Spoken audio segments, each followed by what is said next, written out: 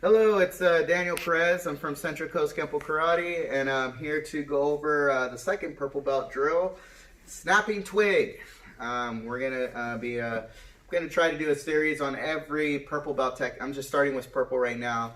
I'll do some on the white belt level drills like yellow belt techniques, orange, but for now, purple belt.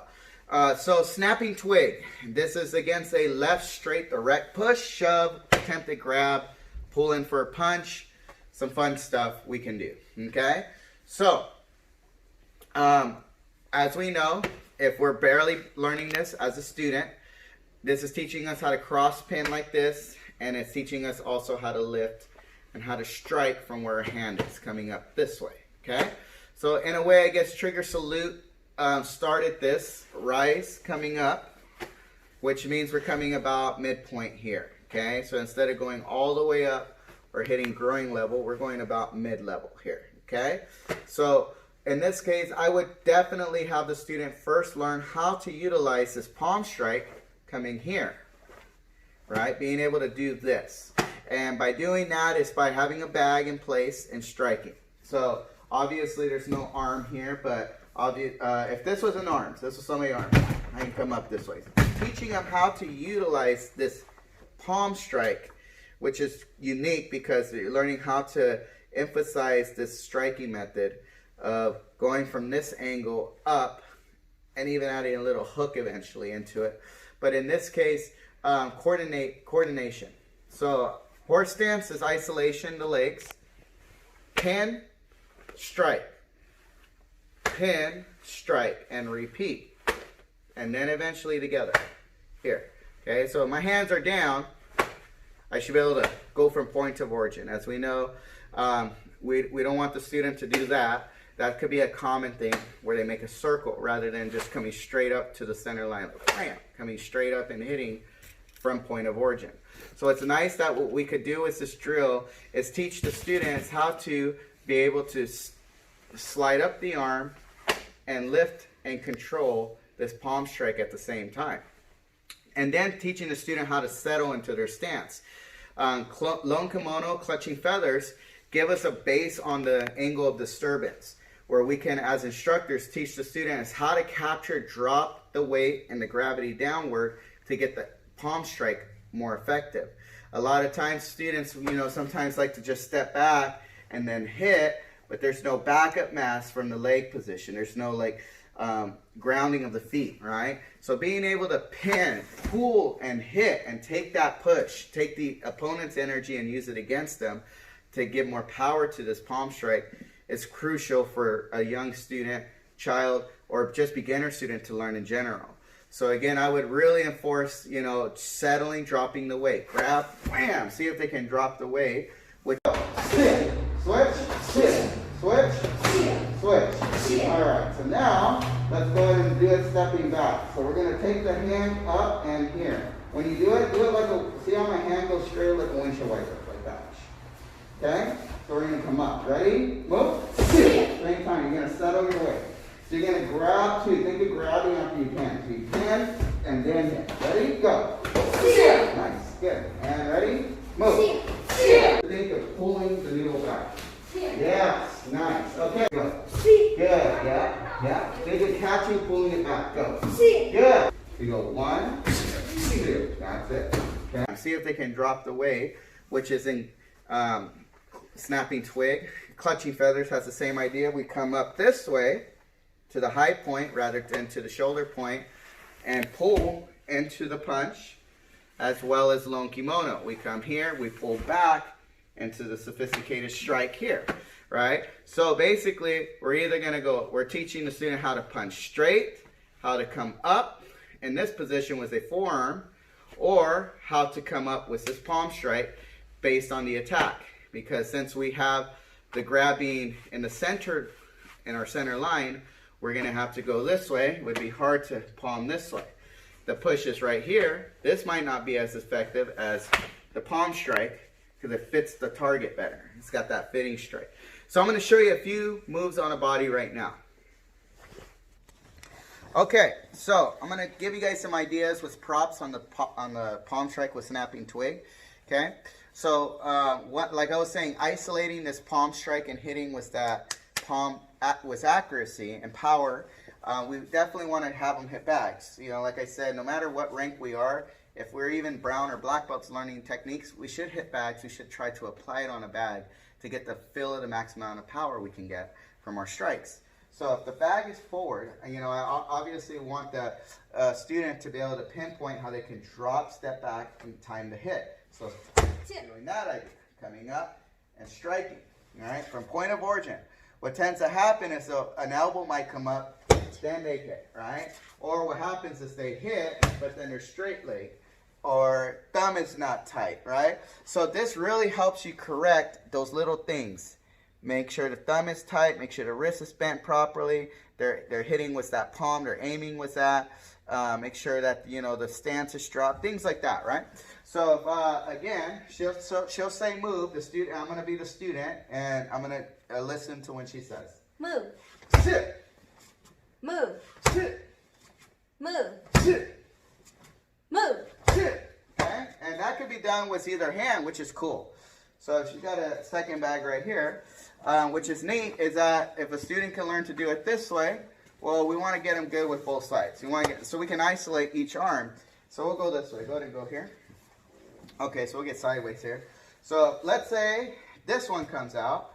Well, if that one comes out, wham! I'm going to come up and hit. Now, let's say they don't even know how to pin. I'm habit, but I don't know how to pin. So if I see this arm come up, boom, they're going to drop.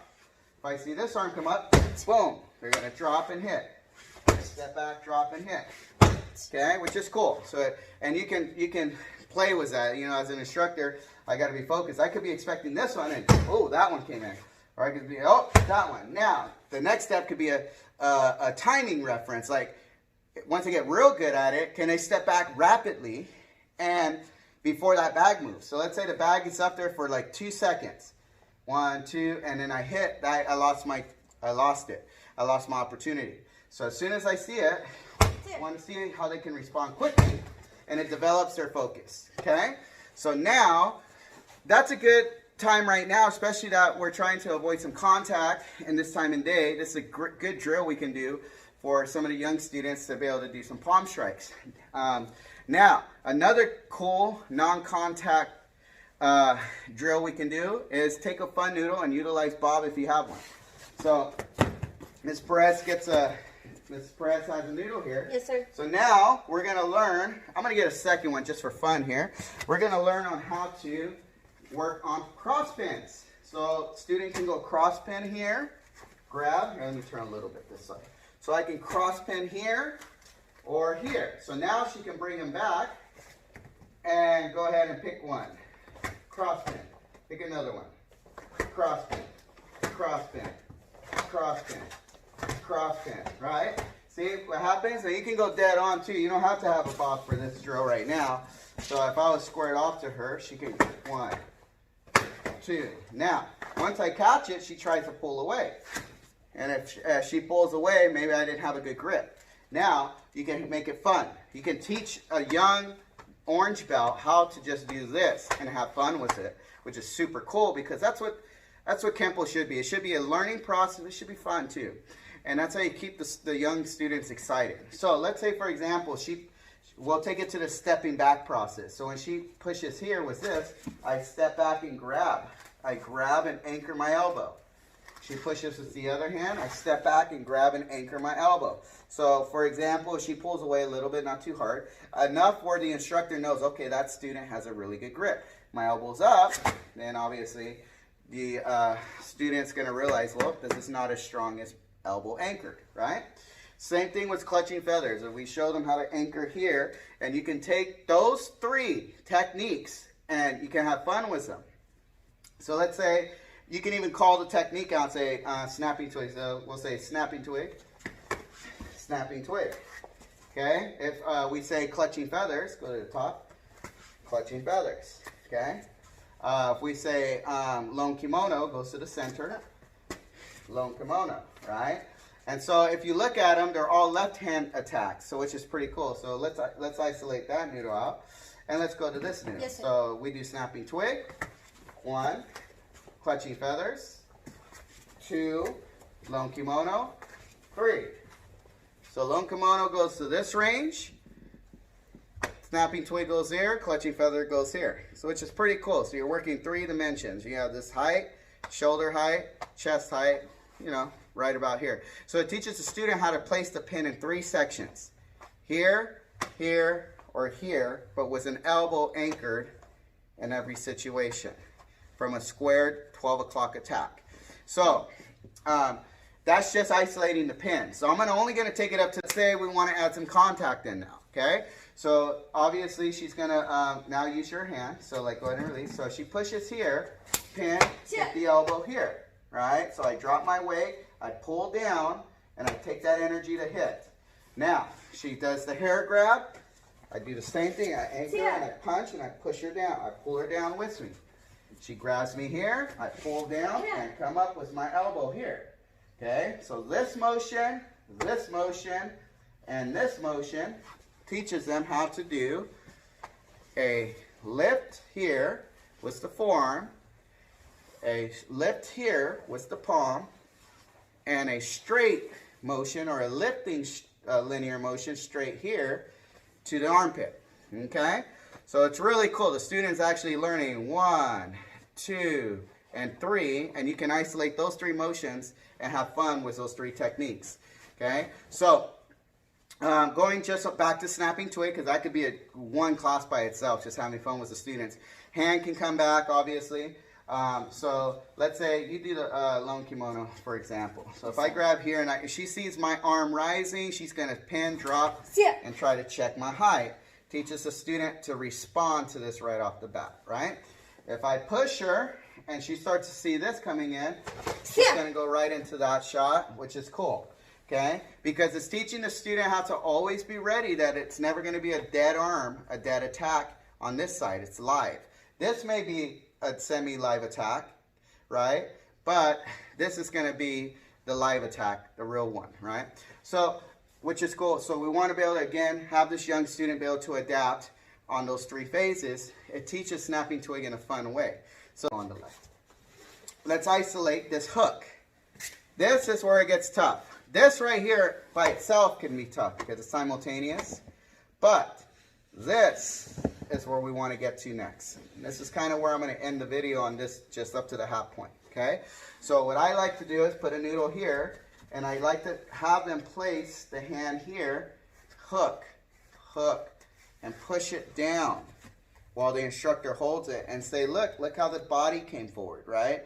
And then from here, again, I like to teach isolate. That's just how I do it. It seems to work for me. You guys do however you want. Take again the video. Whatever works for you, use it. If it doesn't, I'm okay with that. I just want to show kind of how we do our thing. So with this, 1 here, a little higher, and then I hook and pull. So now I go here. Now once I do this and I see the bag coming towards me, that's when I'm going to hand sort. And we'll go this way. We'll have the bag here. Pull. That way we'll go here. Okay? So one thing you could do is you could isolate the chop. You can say, okay, put this arm here, and then chop. Now what's going to happen, come towards me and I'll chop. So from here, now I'm working timing here. Boom. Just like that. So again, I'm teaching the student the forward bow and how to chop with their back arm, which is something, again, different compared to the other techniques, right? 5 swords kind of gives us that, right? But in a way, now we're doing the hand sword with the back arm. So she pushes here. Let's do the noodle real quick, and let's combine it. So when I go here, and the instructor says move, is when I hook and chop. Like that. Okay, so go ahead and call moves. You'll place it here. Move. Sit. And then again, they'll just repeat that. We'll go a little higher here. Move. Sit. And again. Move. Sit. Okay? And then obviously we can teach them, we can isolate that. But that's a fun way to do it. And then again, let's take the props down, put the body in. You put the body in there. Put the hand, so it'll be 1 here. Now they learn how to follow this and how to anchor and how to push and how to chop and how to create this looping motion, and how to just repeat, reverse, go, reverse, and then go. Then you can take Bob. You can use the same thing with Bob. You can put a noodle here and then a bam. You can have it just go boom and then again bam, so they can hit something real hard. So you can do it with a square target bag, or you can take Bob and let them have some fun with it. I would do both, because when you change the pattern, change the same drill but with different props and objects, I noticed that the young, especially children, really enjoy it because it's a change of drill and scenery with it. It's different when you have a noodle here, and then you have a square bag, and then you have a Bob where it almost feels like a person with a noodle and go, and eventually you can work on it, and then you can get that down, right? So it's a lot of fun. I hope this helps you guys. I'll be doing it just like I did with twirling wings. I'll do a second video with the advanced version of drills that you can do for your purple belts and higher. All right. Thank you guys. I hope you have a great day. Stay safe out there. And